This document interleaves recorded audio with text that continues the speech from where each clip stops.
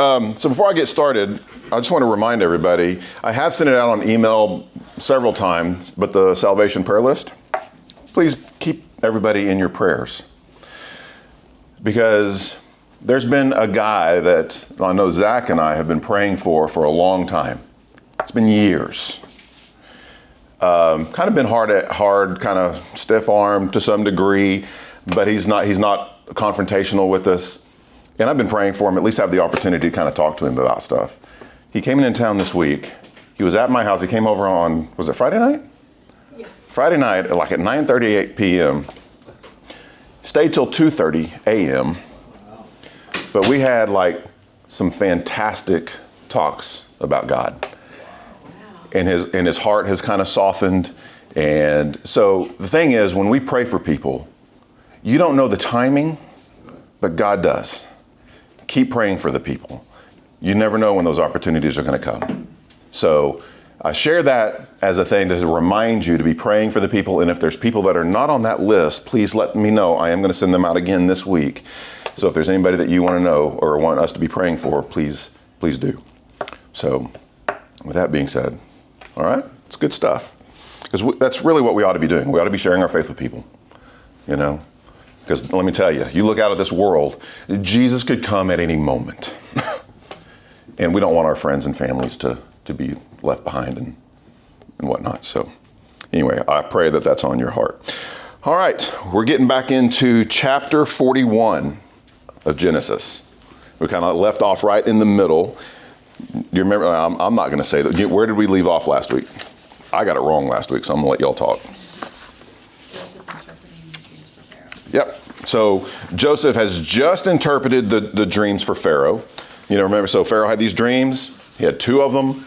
Didn't know what was going on. He went after his magicians, divination people, however you want to do this. They couldn't answer anything. The cupbearer comes in. He goes, "Aha! Just remember me about this guy that I want to know. He's in prison, but he translated my dream."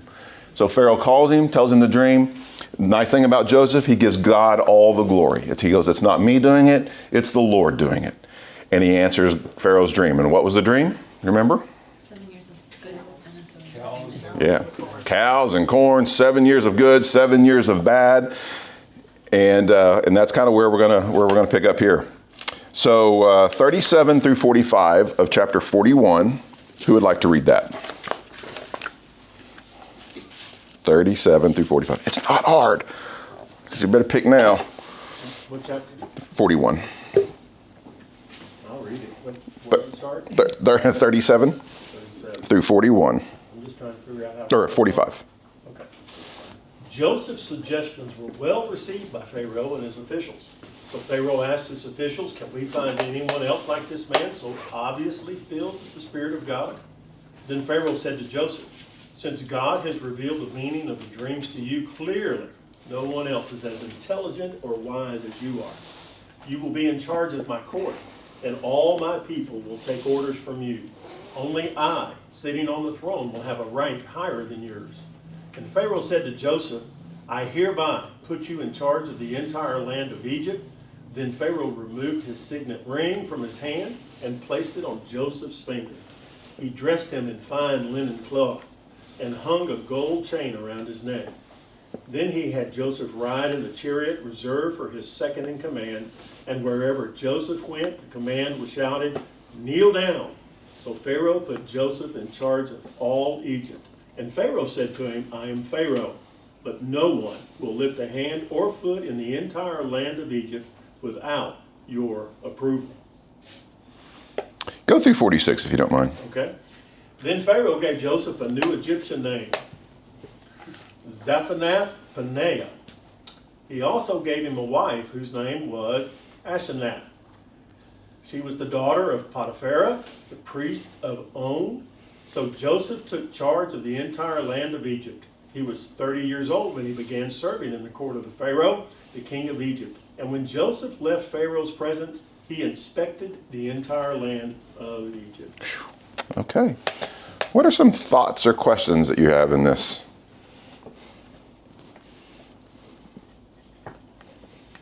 Did they already have a second in command, and what was he thinking? Yeah, but probably wasn't. Yeah, he had a second in command. It was probably Potiphar himself, but it doesn't say who it was. But yeah, somebody got demoted. Anything else in there? You went from the dungeon to the ruler of all there pretty quickly. Very fast.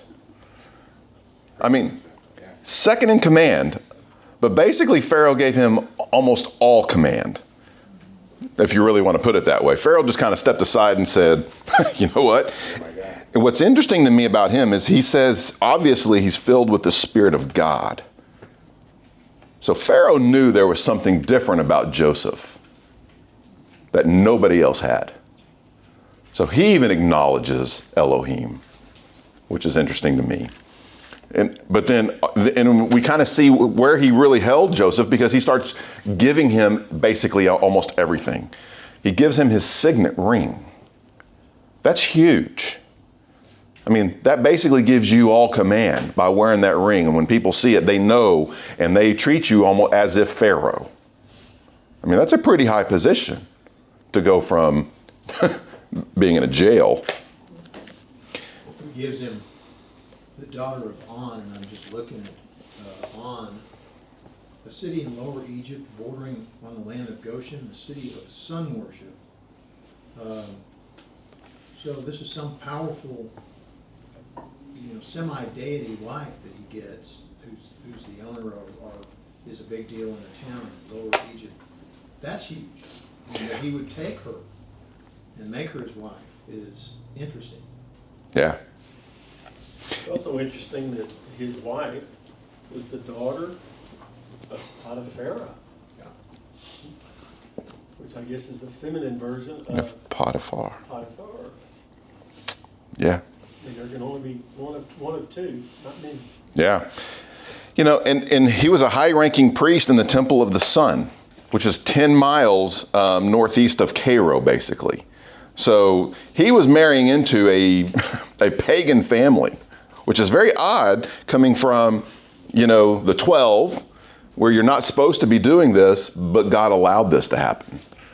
But I think he allowed this to happen because as we read further along with Joseph's character, he doesn't stray.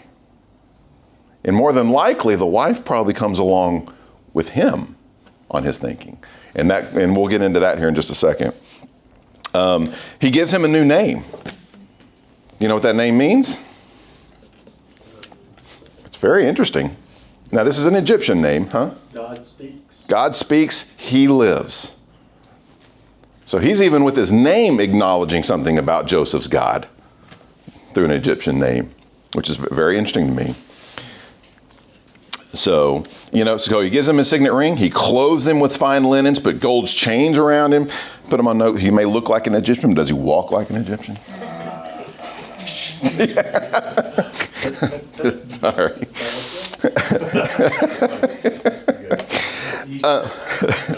He's also setting him up for 7 good years and 7 bad years. He's saying, okay, if you know how to do this, I'm going to put you in charge, and I'm going to give you this wife who's a big deal in a different part of Egypt, around the city of now Cairo.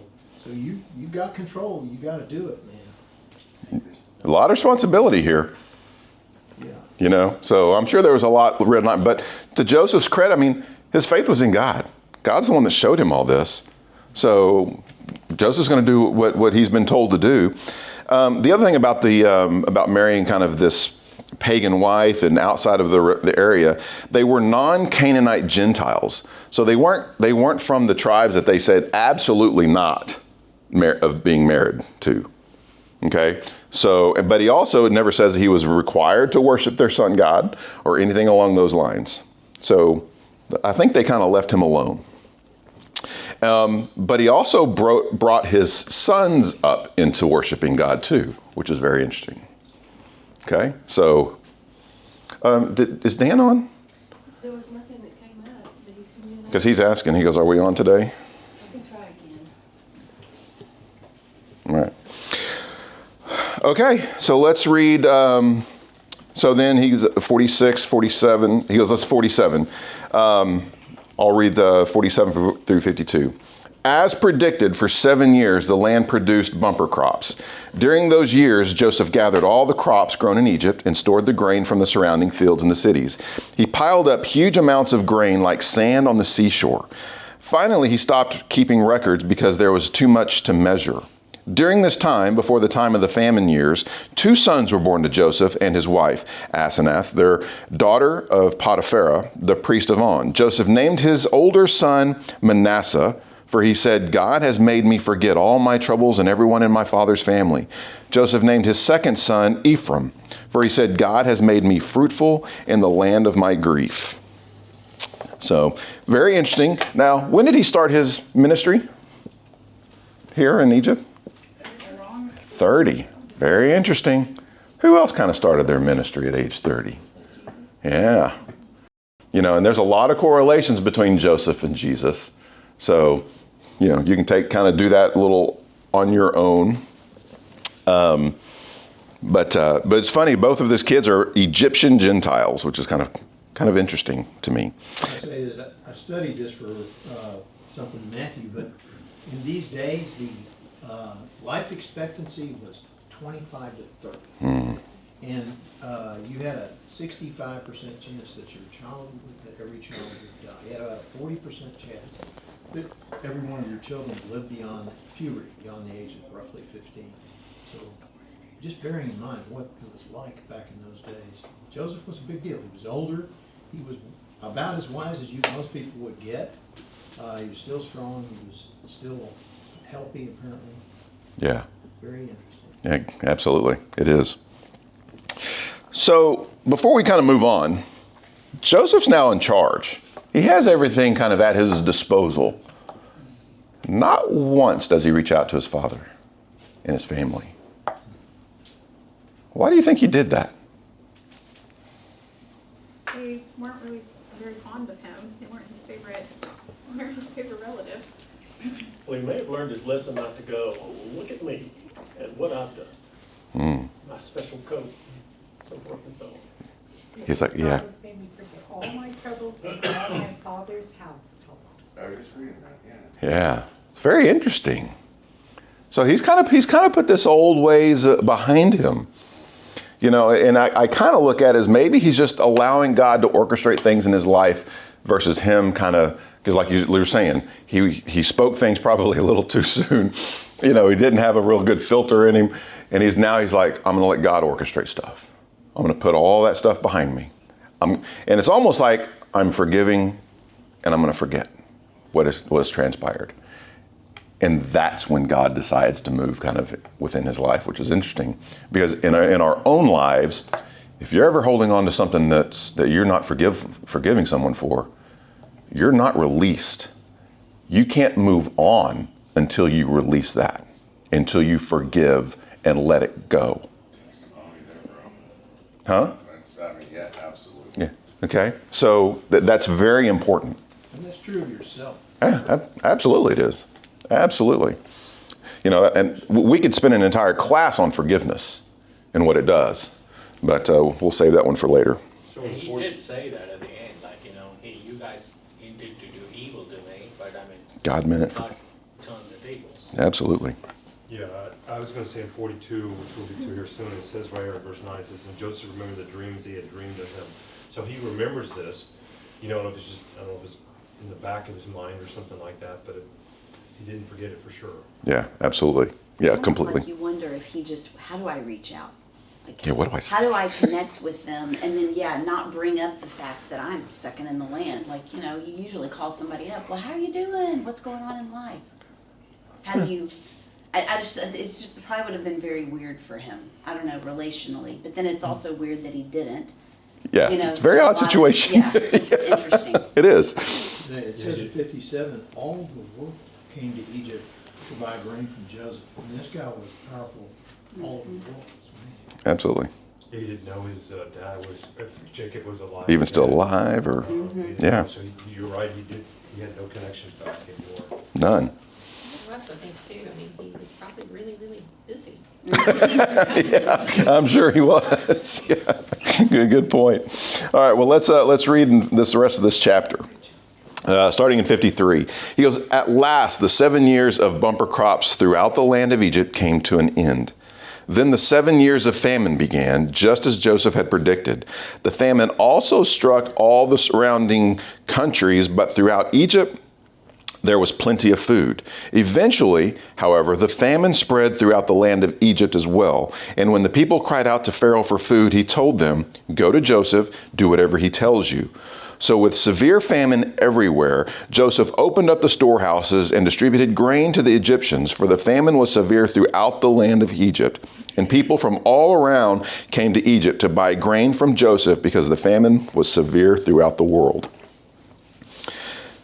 So I kind of did a little research kind of on this whole famine deal. And it's interesting. I mean, so here's where they're located. And all civilization is hovered right around the Nile River, because that's where everything is fertile. That's where everything is going to grow. You get outside of that, nothing's going to grow because there's no water source. So everything is fertile around the Mediterranean, around the Nile. But typically what happens in the weather pattern, if it's dry here, typically it's wet over here in Canaan. And if it's, wet here, it's dry here. So they actually had like a trade route, and it was very common for them to trade back and forth during times of trouble. But the sheer fact that there was famine here and here makes it a little more divine. This was a bigger issue than what normally happened. So this was not a normal occurrence with everything. In Egypt, it never says the Nile dried up. So there had to have been some still growth and things going on inside the area, So they knew that Egypt would always have some kind of vegetation. So this is why we'll get into the whole trading thing going on. But it was extremely severe. And just as Joseph's dreams come up, it's happening. So anything else in there? Any other thoughts? That looks like Esau's hand or E.T. Yeah, exactly. That's the Red Sea. That's the best thing I could do out of that. So anyway, so Joseph, he's opening up the storehouses. People are coming to him. What I find very interesting, I don't know if we got into that, but everybody that came to him, they had to buy their grain. Now imagine yourself, you had to donate your own grain to Pharaoh for the storehouses. Then when the time came, you had to come back and go buy it back. Taxed. Yeah. I mean, that's pretty bold. Okay? Because he's now setting up Pharaoh big time. A lot of money.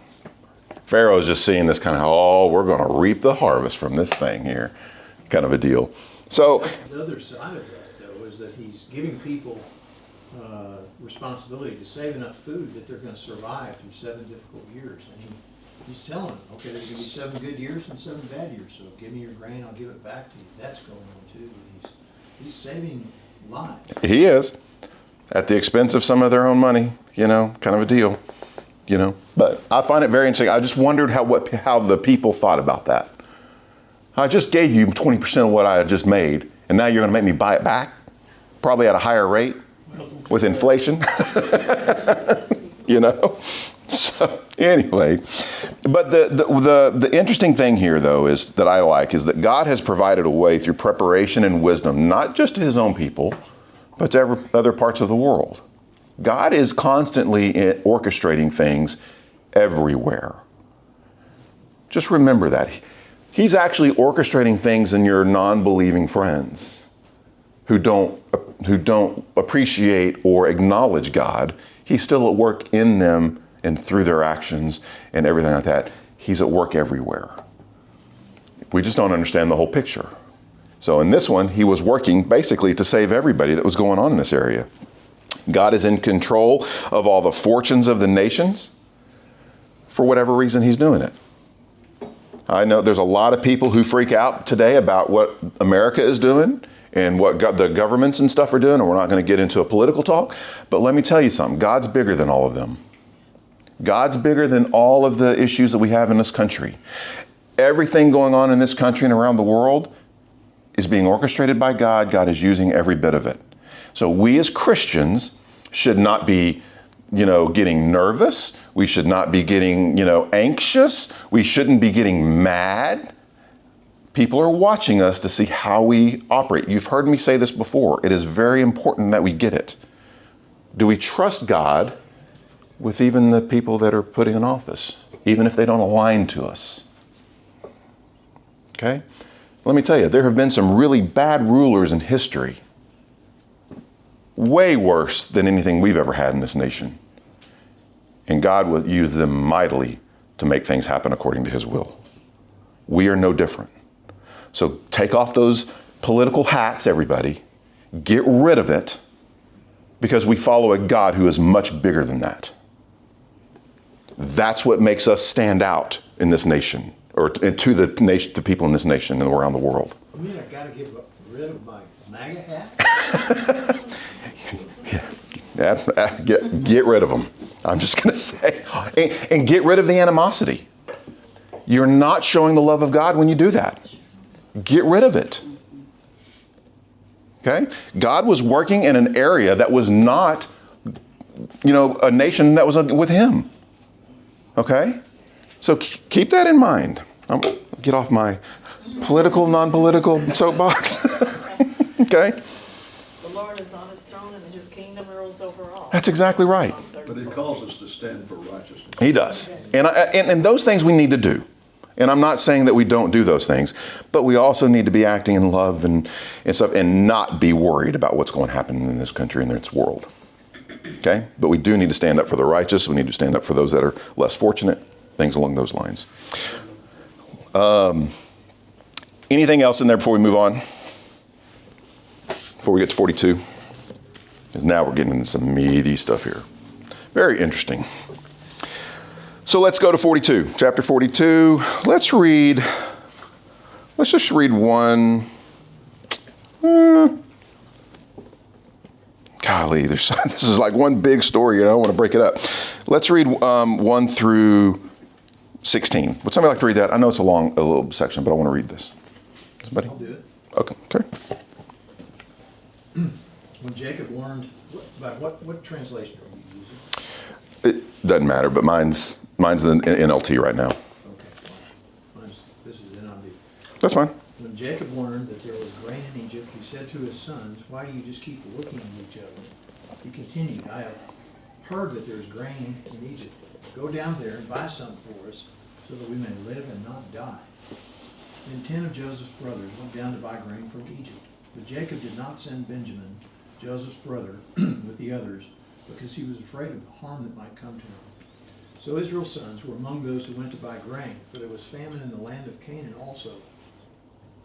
Now Joseph was the governor of the land, the people who sold grain to all its people. So when Joseph's brothers arrived, they bowed down to him with their faces to the ground. As soon as Joseph saw his brothers, he recognized them, but he pretended to be a stranger and spoke harshly to them. "Where do you come from?" he asked. "From the land of Canaan," they replied, "to buy food." Although Joseph recognized his brothers, they did not recognize him. Then he remembered his dreams about them and said to them, "You are spies. You have come to see where our land is unprotected." "No, my lord," they answered. "Your servants have come to buy food. We are all the sons of one man. Your servants are honest men, not spies." "No," he said to them. "You have come to see where our land is unprotected." But they replied, "Your servants were 12 brothers, the sons of one man who lives in the land of Canaan. The youngest is now our father, and one is no more." Can you stop there? Go through 16. Joseph said to them, "It is just as I told you. You are spies, and this is how you will be tested. As surely as Pharaoh lives, you will not leave this place until your youngest brother comes here. Send one of your number to get your brother. The rest of you will be kept in prison, so that your words may be tested to see if you are telling the truth. If you are not, then as surely as Pharaoh lives, you are spies." Okay. So the setting goes back to Canaan. So they were here. We're back over in this direction over here. What I find very interesting is what Jacob has to basically tell his sons. And if you're parents, this is probably not uncommon. Okay? What are his sons doing? Not making decisions. Yeah, they're not making decisions. They're what? Somebody said? Twiddling their thumbs. Twiddling their thumbs. They're just sitting around. There's a major famine going on around here. And they're just sitting down. Playing video games. Doing, yeah. If they had them back then, I bet they were. That's exactly right. So Jacob, and now Jacob's looking at him like, what are you guys doing? Come on now. We got a major issue going on here. Because it wasn't just them. I mean, there was a ton of people they had to basically feed and keep going. And they are patriarchs of. They have their own families. I'm sure their wives were like, guys, what are you doing here? I'm sure wives never wonder what your husbands are doing, right? I got a question. So, talking here in 4, but Jacob did not send Benjamin, and then later in 5 this. So Israel's sons, is this an example of, is Jacob's name Israel? Yes. Mm-hmm. So here in the writing of it, it goes back and forth. It does. You kind of know what he's. Yeah, Jacob and Israel are basically the same thing. And it is interesting that they go back and use different names for him, Jacob versus Israel. Yeah, like commit to it. Moving forward. Well, then let's ask, so why do they do that? Differentiate between the times he was acting godly Or old and new. acting not godly. Yeah. So because the Jacob's name was his old nature, Israel is supposed to be his new nature of following God and trusting in God. When they go back and change names, you kind of get an idea of where their faith was, how they were living, or what their actions were versus what was going on. So we kind of get an idea of where he was at in the whole picture, because Moses uses that. We see that when Jesus talks to Simon versus Peter. Same thing. So pay attention to that, because that kind of clues us in to where they are spiritually, I think. That's a good question. And just remember, all of these brothers, they're grown men. They're not like teenagers. They knew better than all of this what was going on, okay? But through the grapevine, and I'm sure this is nothing real new to Jacob, but he heard there was grain in Egypt, and he instructs 10 of them. We're going to leave one of them behind. Why was the one left behind? Last son of Rachel. The last son of Rachel. He already lost the first son, which was Joseph. Benjamin is Joseph's brother, last son of Rachel, and Rachel is gone, and that was his beloved. Okay, so it kind of shows his trust for his other 10 sons. I wonder It if also he's thinking shows- the last time they were together, it didn't go so well for Joseph. Exactly. He's making them think about what they did to him. Because they're now in prison and they've lost a brother, and that's got to make them think about, Yeah, maybe. Absolutely. And this is the first time they're bowing their head before Joseph. Yeah, we'll get to that here in just a second. Yeah, absolutely. So he basically tells them, like, all 10 of you are going to go, but Benjamin's going to stay behind. I'm not putting my last son of Rachel in your hands, guys. That didn't go well like the last time. I don't trust you. I mean, it really kind of shows that where he stood with them, because I'm sure that was still on his mind. Okay, so he sends them out. Now, don't think that this was just 10 guys. They were having to go buy grain for the entire community or the entire tribe that was going on there. There are thousands of people here. So they probably had a caravan of mules and all this stuff and other people to help carry everything back to the group.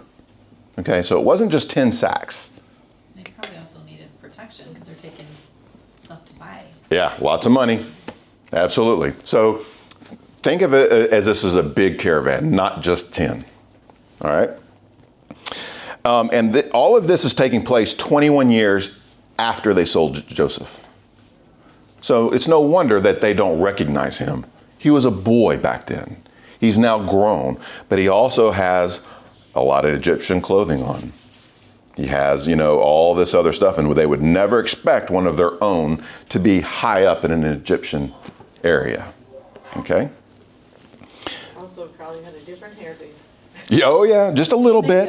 Yeah, a lot of makeup on. Had some eyeliner probably. Necklaces all over, right? So now we're going to get back to them. So they go to Egypt. They go up to the person who's in charge, and what do? Bow down. They bow down. First dream has been now fulfilled.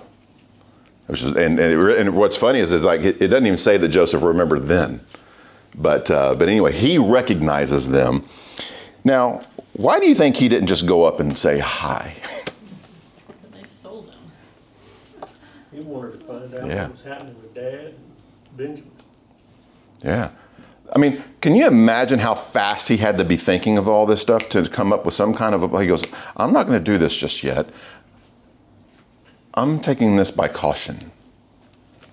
He sees them. I mean, normally when you see your brothers, and we see his heart because he goes and cries. He's like, he probably really wants to go out and just go hug them and see them. That's his family, even though they did these bad things to him, because we see his heart later on.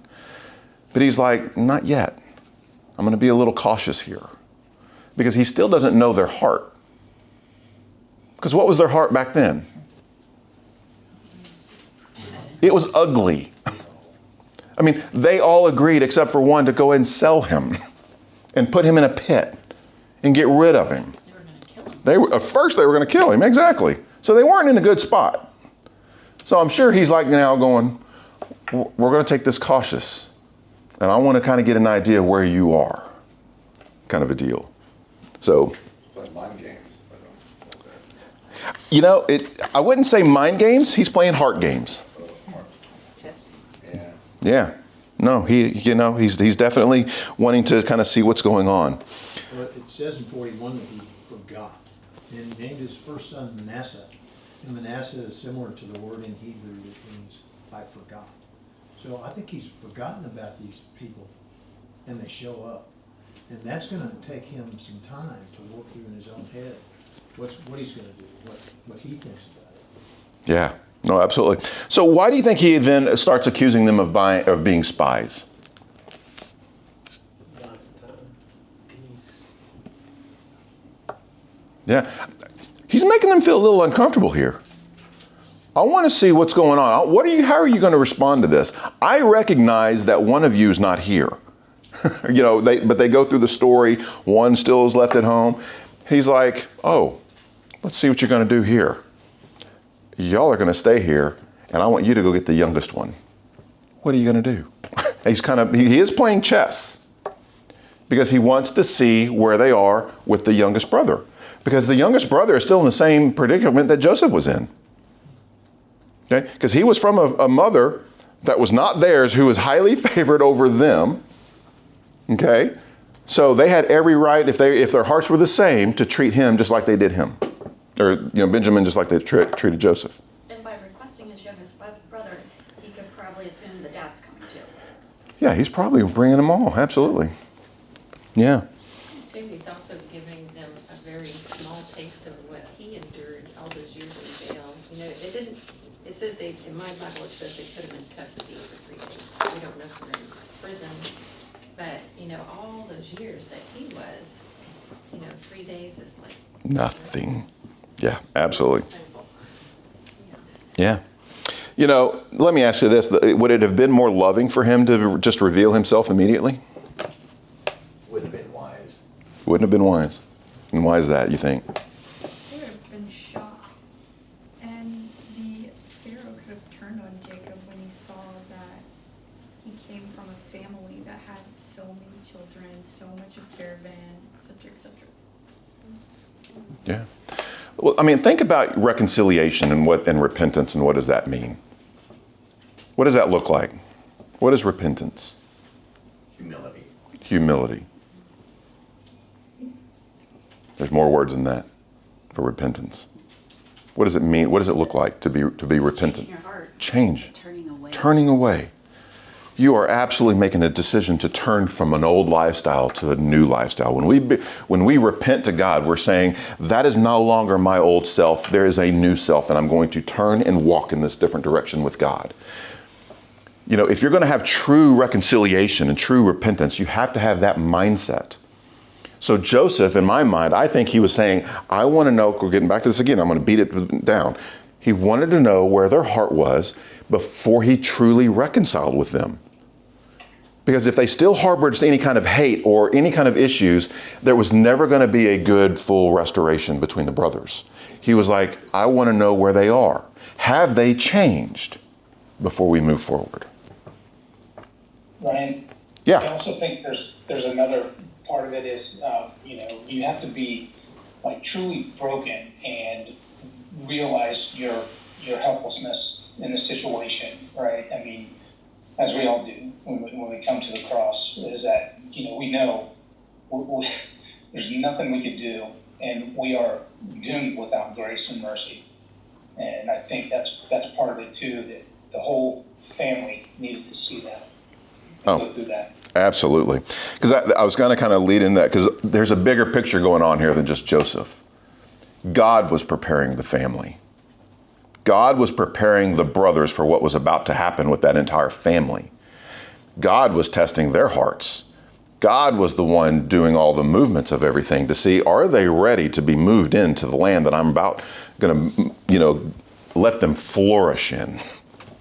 So he was getting them ready for something that was bigger to come. Okay, so it's not just Joseph. God's orchestrating things too. But what's interesting is as we go along the story, it was because of these actions that they actually finally repent and change. It had to happen. Basically. Yeah, absolutely. So let me see, where did we stopped in 17? Let me see here. So I do think it's funny they just charged them with a crime right off the bat. But I do find it interesting that they were in jail for 3 days. That's pretty interesting. I'm sure they felt helpless, powerless. They couldn't control their fate. They were much like Joseph was. I don't know. Later on in the story, when Joseph puts them in custody again, they're like in a palace with guards and living the good life. I mean, they just have to be under supervision. So Yeah, he flip-flops. He might be using this as an excuse to treat them without alerting the whole Egypt and Pharaoh and all of the guys upstairs, so to say, that his relatives are here, his family are here. So he may, it may not be a negative gesture to them. It may be more of him using his power discreetly. Yeah. No, I think there, and actually I wrote some of that down because some think that he put them in there basically to separate them from everybody else because of how he was going to treat them later. And they don't have to spend money. They don't have to, they might be having a nice cushion palate. Yeah. Well, you take Simeon in verse 24 and bounds him for their, oh no, that doesn't sound too loving. Yeah, I know. Absolutely. I think he chose Simeon probably because Reuben kind of wanted to bail him out when he was going to the pit. Yeah, that's exactly right. Yeah. And Simeon was the next one in line in authority. So Yeah. he's kind of leader Of the group, of the gang. Yeah, exactly. Go ahead, Dory. I was just going to say in 19 it talks about how he said, the rest of you go and take grain to relieve the hunger of your household. So even that shows a bit of his heart, that he's wanting to get the food. Like he's doing this plan, but at the same time he's like, there is a physical need here. And so go ahead and take the grain. It kind of shows a piece of his love for them. Let me say, Joseph throughout gives them minor clues, minor things. For us, for them, that they just didn't, they kind of like, that's odd, which we'll get to here in just a second. But he gave enough of them and signs to know that he still loved them. This was not out of revenge that he was doing this. So don't take that completely out of your vernacular. He was doing it out of love, and he was doing it he was wanting to kind of test them before anything else kind of came up. So but he was being really tricky about it. You must bring your brother so that your words may be verified. In other words, he didn't want them to figure it out. He was keeping it It was keeping it a mystery. Yeah. Because he wanted to see how they reacted. Yeah. Well, you know what? That's probably a pretty good test. You did this to me. Bring your younger brother. I want to see what you do with him. Let's see what happens. So let's move on. We'll get to that here in a second. So let's read 17 through 26. Would somebody like to read that? Vicki, will you read? You put them all in custody for 3 days. On the third day, Joseph said to them, "Do this, and you will live, for I fear God. If you are honest men, let one of your brothers stay here in prison, while the rest of you go and take grain back for your starving households. But you must bring your youngest brother to me, so that your words may be verified and that you may not die." This they proceeded to do. They said to one another, "Surely we are being punished because of our brother. We saw how distressed he was when he pleaded with us for his life, but we would not listen. That's why this distress has come upon us." Reuben replied, "Didn't I tell you not to sin against the boy? But you wouldn't listen. Now we must give an accounting for his blood." They did not realize that Joseph could understand them, since he was using an interpreter. He turned away from them and began to weep, but then turned back and spoke to them again. He had Simeon taken from them and bound before their eyes. Joseph gave orders to fill their bags with grain, to put each man's silver back in their sack, and to give them provisions for their journey. After this was done for them, they loaded the grain on their donkeys and left. Okay. So we get a little bit more picture of what was going on of this interaction. Joseph wasn't speaking in his own tongue. He was using an interpreter to talk to them. He was not cluing in on any way, shape, or form that he wanted them to know who he was at that time. He does say in there that he feared God, and that's Elohim. So he's saying some things. Keep that side of it. A little clue, because he just recognized, I'm a God-fearing man, basically. I am an Elohim-fearing man. Should have clued in a little bit, because that is not quite the God they serve. Now, they serve a lot of gods in Egypt. Could Elohim kind of been one of them? Absolutely. You know, but it was a little different wording than probably what an Egyptian would normally say. Okay, so again, maybe a little clue there to kind of tee it in. No, actually, they just using Elohim as a word, like, just we use gods, not God. Elohim means gods. So, they don't mention the name of it. It's not Yahweh. I'm not saying that, Because when you bring El Shaddai, that means, who they are worshiping. Yeah, but they had very specific gods. They had Ra, they had On, they had all these other ones. So he could have used any of those other names. Yeah, he didn't use On. He didn't use the... He just used Elohim, because what we also find is Jacob uses the term Elohim. So the fact that his dad would use Elohim, he would use Elohim, maybe there was some kind of a connection there. But God said, to Moses, they were all known by, they know him by El name. Mm-hmm. Well, we'll see that here in a second. Yeah, we'll see that. Yeah, go ahead, Dan. All right, I would just say, to make some clarity on Elohim, Elohim is a plural word-ish. I mean, it depends on context. Like the word sheep, right? There are, many sheep, or there is one sheep, right? You have to look at the context, and here there's really no context. You just have to assume that when Israel and Jacob talk about it, they're talking about, Yahweh, right? So it's kind of a tricky thing. You just have to look at it in context. No, absolutely. But the big thing here, he is saying that he is under authority. He's saying, look, I am the second in command, but I'm also a God-fearing man. I too am under authority here. And I'm not going to do just exactly what is absolutely wrong to you. So that's he's also setting the stage for that, to letting him know that, hey, I'm not this evil guy here. I'm held responsible too, So anyway, so he's sitting here listening to them talk, and I can't imagine how he felt whenever he heard them say these things. It had to have touched and moved him, to the point of just I'm sure he was holding it back at this point.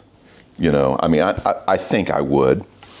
But he had to go off, and just, I can't do this in front of him. Because it's not what a leader in Egypt does. We do not cry in front of people, but I also don't want them seeing me in this manner. And so when he composes himself, then he comes back.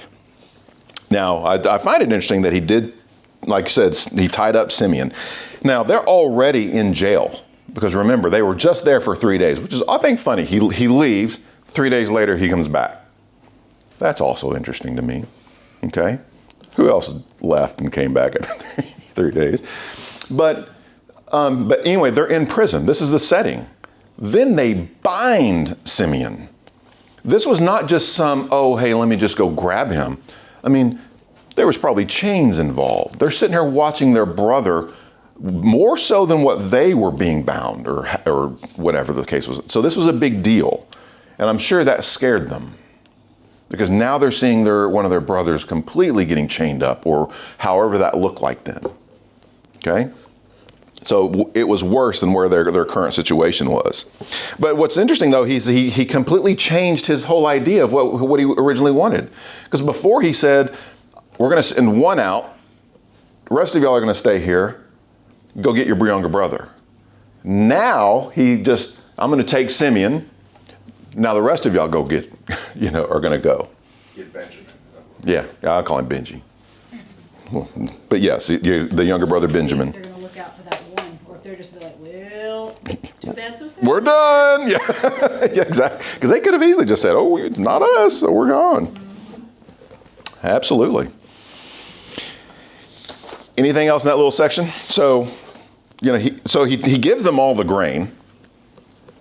What's the last thing he does before he sends them on their way? Gives them provisions. He gives their money back. Yeah, that's what I was going to say. So he didn't make them pay. Well, he took the money. Right. But So they thought, then he put it right back in. Yeah. And what's interesting to me is he put it back in the sacks, but then he also gave them extra provision for their ride home. He did not want them to find that until later. He did not want them getting into those provisions to see the money before they got home, because he gave them enough to get home. And he gave it back to them.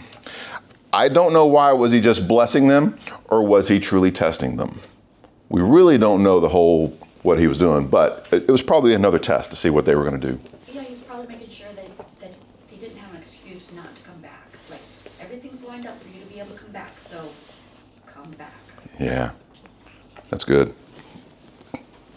Anything else in there because there's more to that story. I think he gave the money back to see what they would do, right? I mean, because once they're there, they have a choice to make. They have all their provisions, they have their money, and do they count off Reuben as a necessary evil that they're going to sacrifice off and go about their way, or are they going to face the music? Did Joseph honor them as princes based on their customs? Because these are the 12 tribes of Israel, right? And if they're older men, maybe that they've already started working their tribal areas that are allocated to them. So is that what these money represent? Like, there's a lot of exchange of silver before between, what's Rachel's husband's name? Jacob? Is it Jacob and Laban? Wasn't there a lot of silver exchanging when they came to greet each other? It's almost like especially like a peace offering. You don't attack me, I'm not gonna attack you. And he's doing this because he knows who he is, but they don't know who he is. And he's like, oh, I'm a prince too, so I have so much that I've welcomed each of you as a prince. And that's what it looks like to me. Yeah, we're not told any of that. We don't know kind of what that whole aspect is. Surely he would know the promise of God. He knows. Why wouldn't he be fearing that of God? If I destroy any of these guys, I'm thinking. Yeah, and we know that wasn't his that wasn't even a part of the plan of destroying them. It was either out of the goodness of his heart, or I tend to lean like Dan says. It was truly a test to see what are you going to do. Or come back, don't stop coming back because of like what she said, absolutely. Their response is really important because it shows what their attitude, what they thought about it. And it says in 28, my silver has been returned, he said to his brothers. Here it is in my sack. And their hearts sank, and they turned to each other trembling and said, what is this that God has done to us? Yeah. So, well, let's before we go on, let's read this whole section. Well, Joseph also knew that they did not have enough provisions for the 7 years, that they would have to be coming back when he sent. So here's more for you, just for the next time. Well, let's read 27. Let's read the rest of the chapter. But when they stopped for the night, and one of them opened his sack to get grain for his donkey, he found his money in the top of his sack. Look, he exclaimed to his brothers, my money has been returned. It's here in my sack.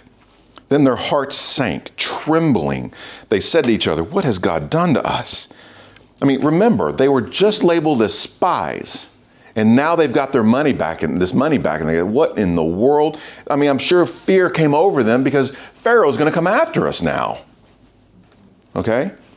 29. When the brothers came to their father, Jacob, in the land of Canaan, they told him everything that had happened to them.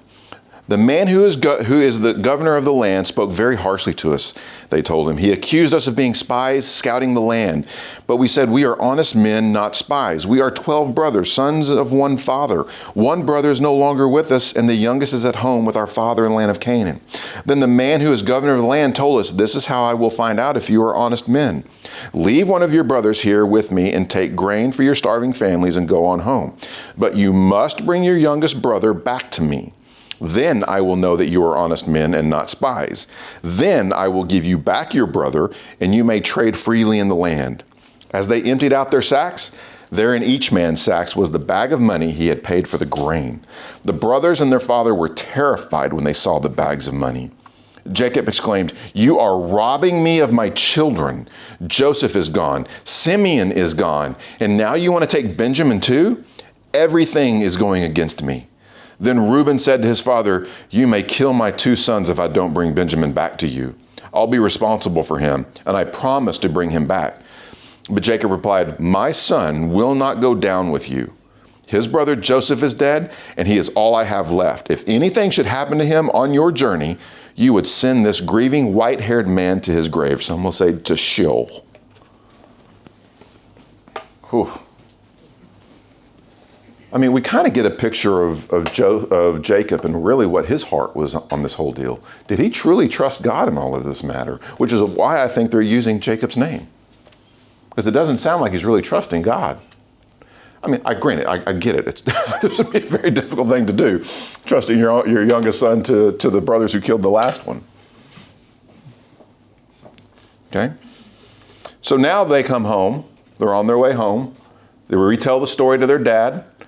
They all opened up their sacks, and now every bit of the money they had was given back to them. Now they find out it just wasn't the one. And now they're all terrified. I mean, what do you think they're terrified from? First they were spies, now they're thieves. Accusations. Yeah, absolutely. No control of this. They turn and say, maybe God is doing this because they are completely perplexed by all this, and that's exactly right. God is doing this miraculous thing that nobody expects, and they don't know what to do about it. They don't know how to respond.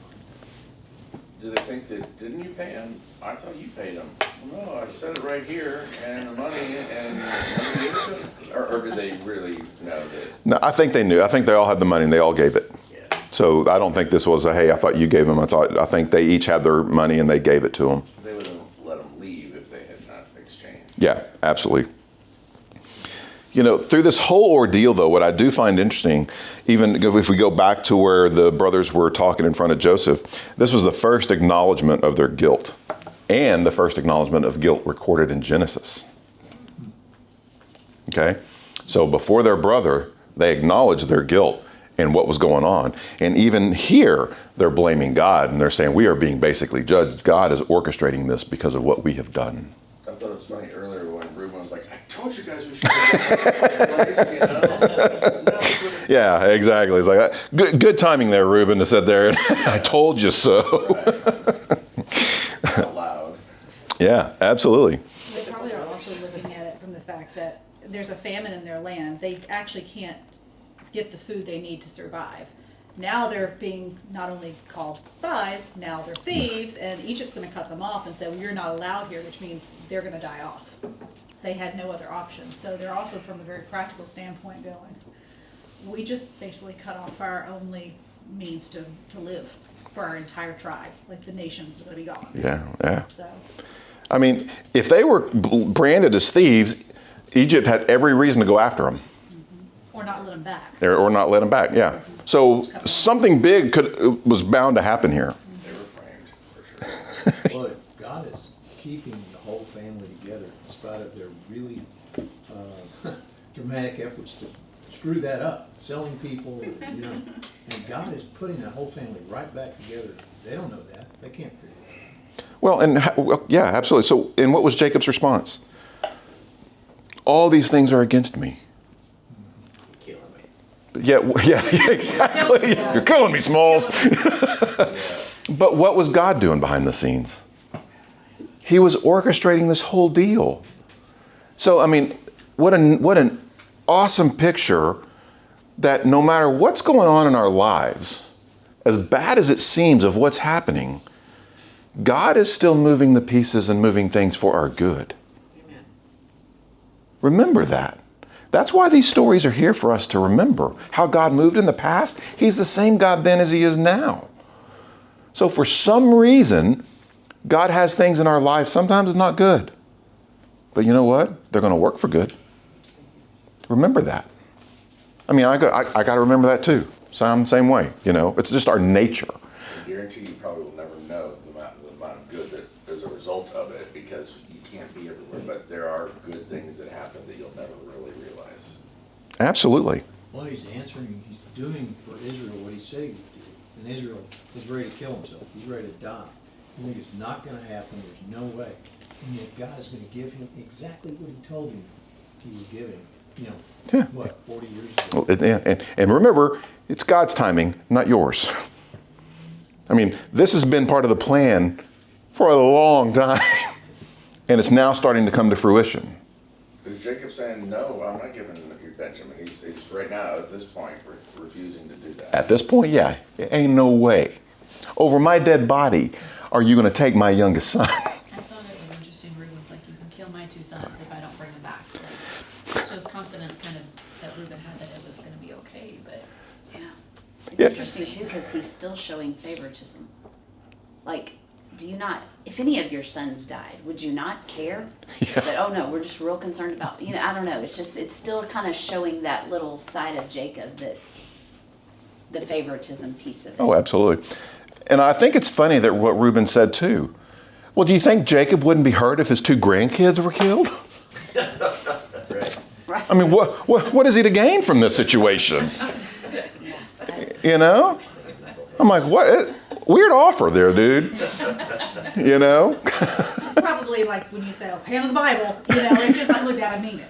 You know, and it's probably just more of A saying, yeah. But yeah, so it's just weird. But Reuben does kind of come up and offer to do this, and Jacob is like, ain't no way, bud. Love you, but no. Okay. But I mean, maybe I'm jumping ahead. No, go ahead. Like, you know, obviously at this time, he doesn't because of what Reuben said, but later on he does. So I assume you're going to get into that. yeah, we will when Judah comes into the picture. I Yeah. think it was, well, we're getting way ahead, but Judah's intercession is, I think, what really changed his life. Yeah, absolutely. Well, and because Reuben's still kind of in the bad seat, really. Yes. You know, so and Judah steps up now to be a leader, and I think that was the plan all along anyway. But what we do see though through these past chapters, we have started to see a transformation happening within the family, within the brothers. Who was left behind? Who did they leave behind? Simeon, yeah. Hey guys. Don't leave me here.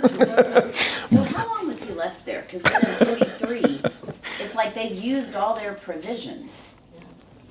Do we know how long that It was? says- In verse 10, it says, I think it was if we had good. not delayed, we would have now returned twice. So I don't know how many days it took them, but double that. Yeah, ooh, he's been there a while. Yeah, Simeon was there for a while. You know, Dude, I wonder what. it's like, man, come get me. I'm still. What forced them to deal with this whole situation was that the famine continued. And so they didn't have any food. So now they've got all these kids in different places, brothers, everything's all messed up. And yet they're gonna die of starvation if they don't deal with it. And that means they gotta do something about what he said about you gotta take you gotta bring your brothers. Yeah, we'll get into that right in the next chapter. But before we go on there, remember, this is what's going on with the brothers. They were faced with a personal crisis. But what's interesting that they have now acknowledged their guilt. They've acknowledged their suffering and righteous divine punishment that they should deserve. they began placing Jacob's interest above their own. Way different than what we've read in the past. Remember? Judah tried to go after the seat. Okay, so we are seeing a transformation in the brothers, which is kind of cool to see as we go through the story. Okay, anything else in here we want to add in that chapter to take away? Yeah, just thinking about this, it reminds me of the proverb, like it's better to eat, like bitter roots in peace than, abundance and strife or something like that. It's, and that was obviously a paraphrase. I don't know exactly what that proverb is, but I just can't help but thinking what these guys are going through, knowing that, they're basically kicking the can down the road. They're eating all this grain, knowing that there's going to be some comeuppance, right? Like this is running out. There's going to be some decisions, like how good was those meals that they were kind of getting by, knowing that, at the end of the road, like dad's coming home to punish me type situation. Anyway, well, it's interesting. Yeah, no, and I'm sure they weren't just jumping at the bit to go back to Egypt, because they knew they were going to have to take their younger brother. And they probably were like, we don't want to deal with that again.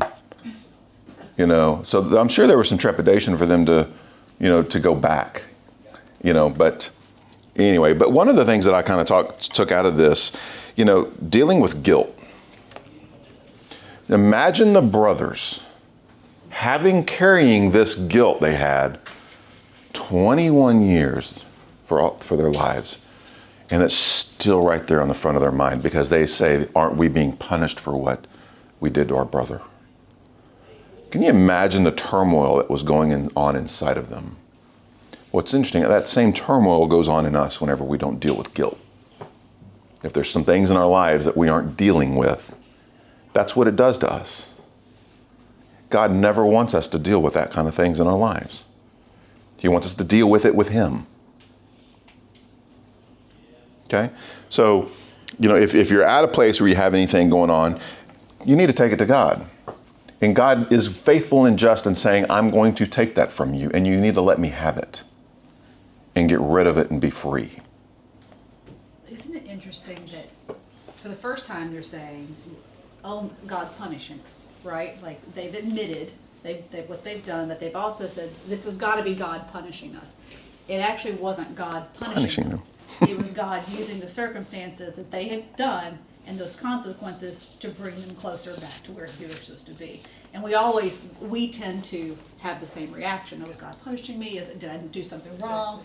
And it's really like, I can take your circumstance that you created. You may wallow in it for a while because you deserved it, but I'm going to pull you, I'm going to bring you back to where you are. That's to me what the biggest outcome of this is, that they approach it the same way we approach it. Which is, God's getting me back. And it's like, no, He's actually redeeming you. That's exactly right. He's going to redeem you through the pain. Exactly. We are not going to get into the next chapters, but not next week, but the week after, we will pick up in chapter 43. Hopefully we'll get through 3 chapters because that is all the same story of what was going on with the brothers.